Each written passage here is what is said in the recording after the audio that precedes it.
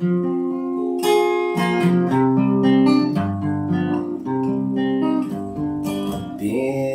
bam, bim bim bim bam, bim bim bim bim bim bam, cherry berry berry bim bam, bim bim bim bam, bim bim bim bim bim bam.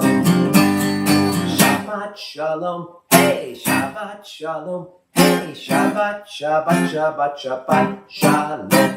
Shabbat shalom, hey Shabbat shalom, hey Shabbat Shabbat Shabbat Shabbat shalom.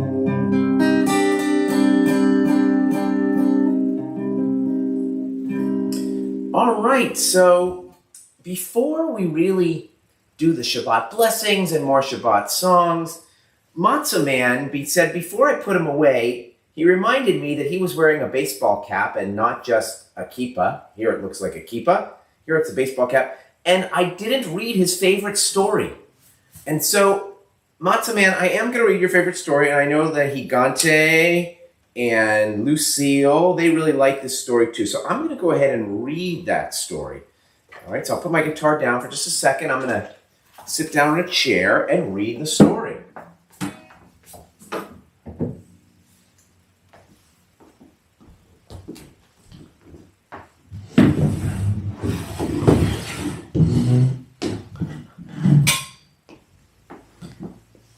Okay, now I know why this is your favorite story. Because this book is called Matzah Ball. And, well, I guess it's your cousin, right? It's called Matzah Ball. It's a book about, well, you'll see. It's a baseball matzah ball book. And it's by Rabbi Mindy Portnoy, who's a rabbi in Washington, D.C., illustrated by Catherine Janice Kahn. All right. And if you remember, I want to just point out, before I read the story, Elijah the prophet, Eliyahu Hanavi, he drank from a special cup that you put out on the Passover Seder. All right, so here is the story about this little guy who says it's not always being Jewish. It's not always easy being Jewish, but sometimes it can lead to miracles. It happened to me last year at an Orioles game at Camden Yards, which is the baseball stadium for the Orioles. Larry's dad had tickets to an early season game, and Larry had invited Dan, Kate, and me to go along. We're on a neighborhood softball team together, and he knew we'd really enjoy watching the Orioles clobber the Texas Rangers. I was telling my mom how excited I was when her voice shattered my visions of home runs flying way out to Utah Street. Don't forget, Aaron, the game is during Passover. No hot pretzels. No Cracker Jacks, no ice cream. You will have to bring your own food. Aw, Mom, I groaned. How can you enjoy a baseball game without junk foods? Sorry, Aaron, she answered. Those are the rules. Well, I was really mad. Really mad. Every year I have to explain why there's a sukkah in my backyard and why I'm always missing great TV shows on Shabbat. My friends think I'm lucky because I get extra days off from school, and they say I haven't made because Hanukkah lasts for 8 days, but I'm not so sure. Sometimes I wish I could be just like everybody else. Mom wasn't finished lecturing, of course. She told me how lucky I was to be able to celebrate Passover and reminded me that there were many times and places where Jews had to eat their matzah in secret. She also pointed out that the Jewish slaves in Egypt had suffered a lot more than I would suffer by not eating Cracker Jacks. But I was still unconvinced. After all, they didn't even have baseball when the rabbis wrote down all the rules about Passover food. I'm sure they would have made an exception. So the day of the game was perfect, sunny and cool, and Mom packed me a Passover lunch. Matzah, tuna fish in a container, chocolate chip macaroons, and those disgusting sugary fruit slices. When I arrived at Larry's house, he wanted to know what was in my bag. It's my lunch, I grumbled. It's Passover, so I can't eat the usual stuff at the ballpark. Oh, too bad, he said. Then suddenly his face brightened. Do you have any of those great-tasting Passover cookies? You mean macaroons? Of course. What else do you think my mom would have packed? Oh, I love macaroons, Larry drooled. Okay, Larry, I'll let you have some at the ballpark.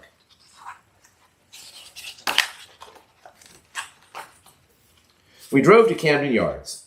Larry's father even had a special parking permit so we could get into one of the lots near the stadium. We joined the flood of people going in. We bought our scorecards, found our seats, and settled in for the ball game. This is the picture of the stadium.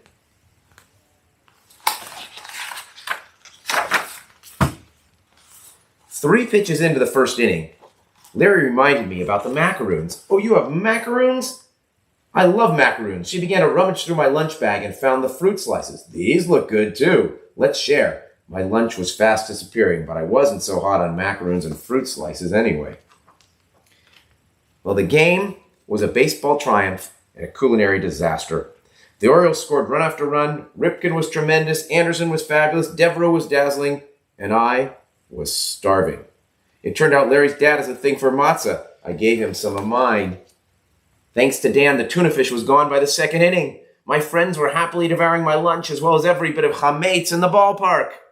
By the fifth inning, I was so hungry, I began to fantasize about opening up a special kosher for Passover food stand at Oriole Park.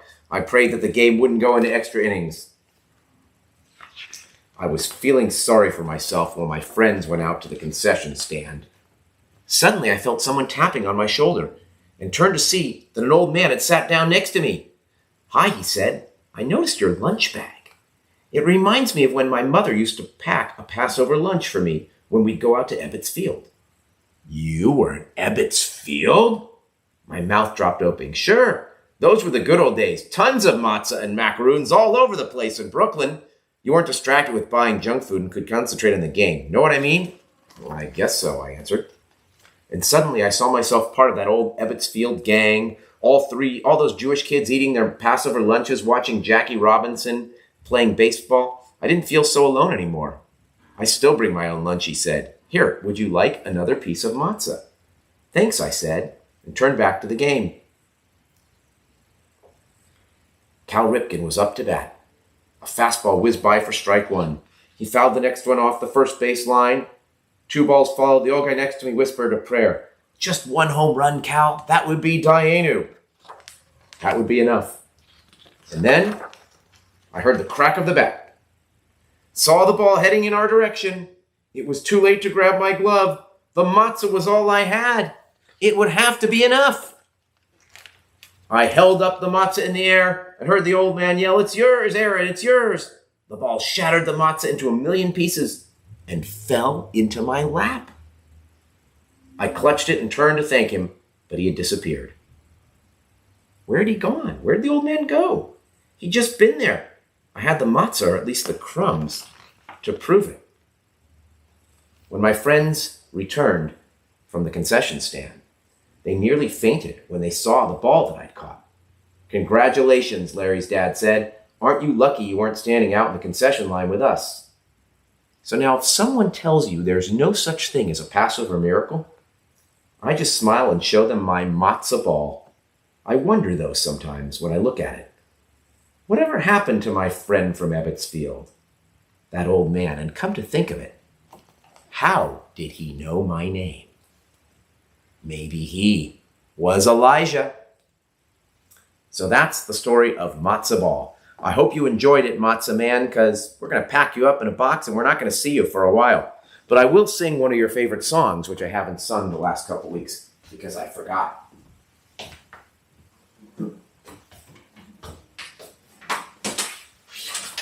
This is a song by an old comedian named Alan Sherman, and you'll recognize the tune. Mama's little baby loves matzah, matzah. Mama's little baby loves matzah balls. Mama's little baby loves matzah, matzah. Mama's little baby loves matzah balls. Stole the skillet, stole the lead, stole a lot of balls, made of Pesach bread. Took the chicken out of the soup, took the pot and made a lot of chicken soup. Mama's little baby loves matzah, matzah. Mama's little baby loves matzah balls. Mama's little baby loves lots and lots and lots and lots of matzah balls. All right, and that's all the Passover songs we are going to hear. It's time to get up and dance. Who's ready to dance? Lecha lecha dodi, likrat gala. Panei Shabbat nekavela. Lecha lecha dodi, likrat gala. Panei Shabbat nekavela. La la la lecha lecha dodi, likrat gala. Panei Shabbat nekavela. Lecha lecha dodi, likrat gala.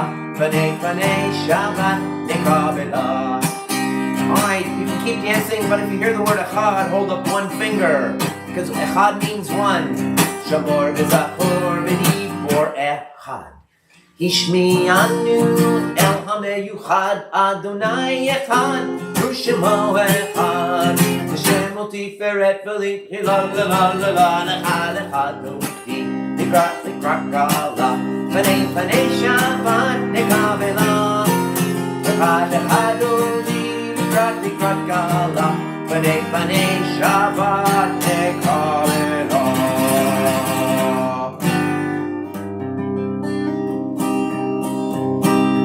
All right, a little more dancing. Hine matov manayim, shebachim gam yachad. Hine matov manayim, shebachim gam yachad. Hine matov. Ya la la ya la la la la la la. Hine matov, ya la la ya la la la la la la. Hine matov manayim, shevet achim gam yachad. Hine matov manayim, shevet achim gam yachad. Oh, there's someone knocking at the door. Is it the mailman? Actually, it is the mailman, but accompanying the mailman is a dinosaur. There's a dinosaur knocking at my door. Knocking 1, 2, 3. There's a dinosaur knocking at my door. And she wants to have Shabbat with me. Yes, she wants to light the candles and she wants to drink the wine. And she wants to taste the challah, 'cause it tastes so mighty fine. There's a dinosaur knocking at my door. Knocking 1, 2, 3. There's a dinosaur knocking at my door. And she wants to have Shabbat with me. All right. Time for some tzedakah. Give to those who are in need, for people who don't have enough to eat, or even a place to stay.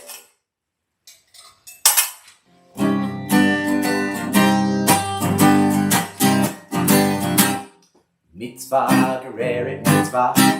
Woo! Avera, gereret, avera. Mitzvah, gereret, mitzvah. Gereret, mitzvah. Ya la la la la. Le'iyot tzadik. Zeto, zeto, zeto, zeto. Le'iyot tzadik, zemazeh. Tov meya, the good deed can make you feel good. Yeah, but a bad deed can make you feel bad. Aww. A good deed can make you feel good. Can make you feel good. Oh, so very good. To be good is good. So good, so good, so good, so good. To be good is good, it is so very good, good, good, good. Mitzvah, gereret, mitzvah. Woo! And avera, gereret, avera. Mitzvah, gereret, mitzvah. Gereret, mitzvah. Ya la la la la. All right. It is time to light the candles for Shabbat.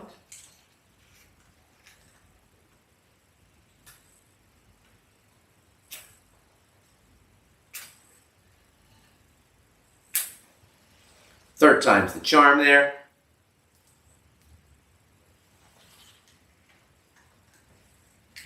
Gather the light Cover your eyes.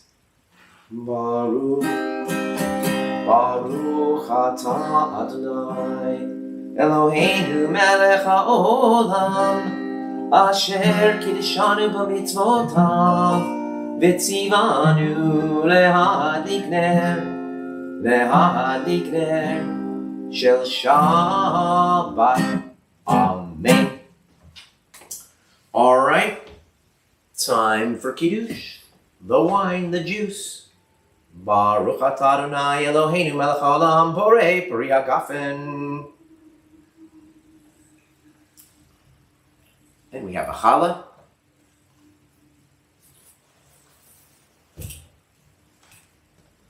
Baruch atah Adonai Eloheinu melech haolam hamotzi lechem min haaretz.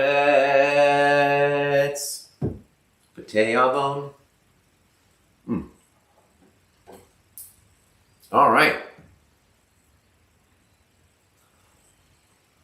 So, it's getting to be that time where we say goodbye. We sing the goodbye song, Shalom Chaverim. Special welcome to all the GAN Avraham kids. Next week, I'll try to mention all the Kita Bet kids by name. To the Kinder Gym kids and their parents and anybody else who just happens to be watching because, well, what's not fun about preschool Shabbat? We'll be on tonight, 6:15, guitar-led service from the Sanctuary of Temple Beth Abraham. Tomorrow morning, 9:30 a.m. Tomorrow night, Havdalah from our house, 8:30 p.m. Shalom Chaverim, Shalom Chaverim, Shalom, Shalom, Lehitraot, Lehitraot, Shalom, Shalom. Goodbye, my friends, goodbye, my friends, goodbye, goodbye. We'll see you again. We'll see you again. Goodbye. Goodbye. Shabbat shalom, everybody. Shabbat shalom.